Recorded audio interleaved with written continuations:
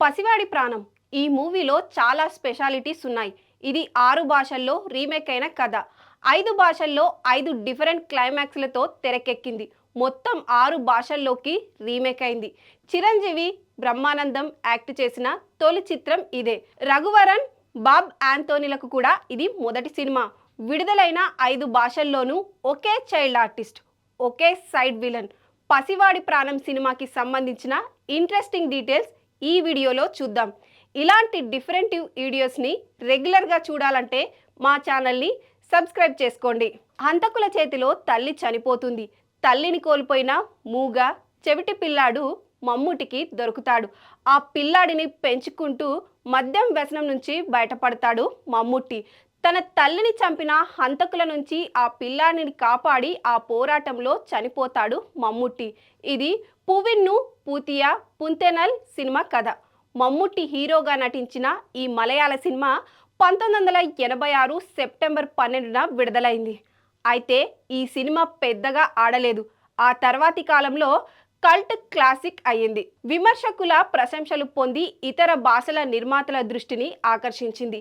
ఈ సినిమాలో విలన్గా మరో మలయాళ హీరో సురేష్ గోపి నటించడం విశేషం.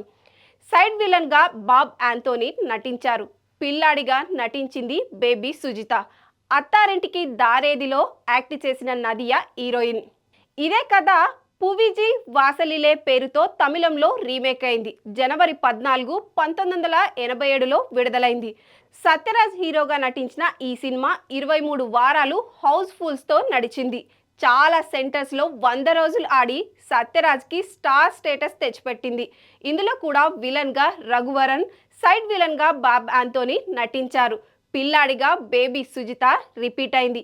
హీరోయిన్గా కార్తిక కనిపించింది. క్లైమాక్స్లో విలన్ను చంపి హీరో సత్యరాజ్ జైలుకు వెళ్లడంతో కథ ముగుస్తుంది. మలయాళం, తమిళ్లో తెరకెక్కిన తర్వాత పసివాడి ప్రాణం పేరుతో తెలుగులోకి రీమేక్ అయింది ఈ చిత్రం. 1987 జూలై 23న రిలీజ్ అయింది.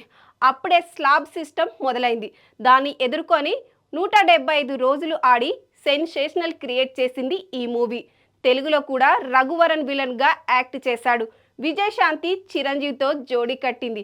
ఈ సినిమా క్లైమాక్స్లో విలన్లు చనిపోగా బిల్డింగ్ పైనుంచి వేలాడుతున్న పిల్లాడిని కాపాడి సురక్షితంగా బయటపడతాడు హీరో. తెలుగులో బ్లాక్ బాస్టర్ అయిన తర్వాత ఈ కథ కన్నడంలో ఆపద్ బాంధవ్ పేరుతో తెరకెక్కింది. అంబరీష్ హీరోగా చేసిన ఈ మూవీ డిసెంబర్ 14, 1987లో రిలీజ్ అయింది.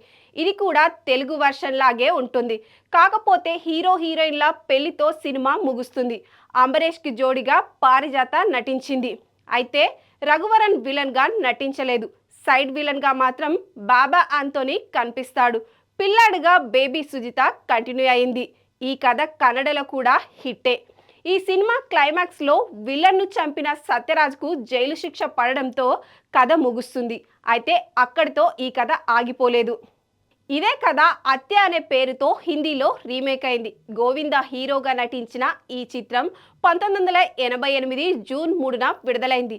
చాలా వరకు తెలుగు సినిమాలనే ఫాలో అయ్యారు. బాబ్ ఆంథోనీ, బేబీ సుజిత మళ్ళీ కంటిన్యూ అయ్యారు. ఇందులో అనుపమ ఖేర్ విలన్, నీలం హీరోయిన్. దీని క్లైమాక్స్ కూడా డిఫరెంట్గా ఉంటుంది. దీనిలో మెయిన్ విలన్గా అనుపమ్ ఖేర్ చనిపోగా సైడ్ విలన్గా బాబ్ ఆంథోనీ మాత్రం బతుకుతాడు. అతన్ని అరెస్ట్ చేసిన పోలీసులు హీరో గోవిందాను నిర్దోషిగా విడుదల చేస్తారు. దాంతో కథ ముగుస్తుంది. ఇలా ఇండియాలో 5 భాషల్లో ఒక సినిమా రూపొందించడం, అన్ని భాషల్లోనూ సైడ్ విలన్గా చైల్డ్ ఆర్టిస్టులు రిపీట్ కావడం కూడా ఒక రికార్డ్. ఈ స్టోరీ ఇక్కడితో అయిపోలేదు. మరో ఫినిషింగ్ టచ్ ఉంది. ఇదే స్టోరీ కోతిపురన్ పేరుతో బంగ్లాదేశ్లో రీమేక్ అయింది. వేద భరణం, వేదిక్ నెహే పేరుతో శ్రీలంకలోనూ రీమేక్ అయింది.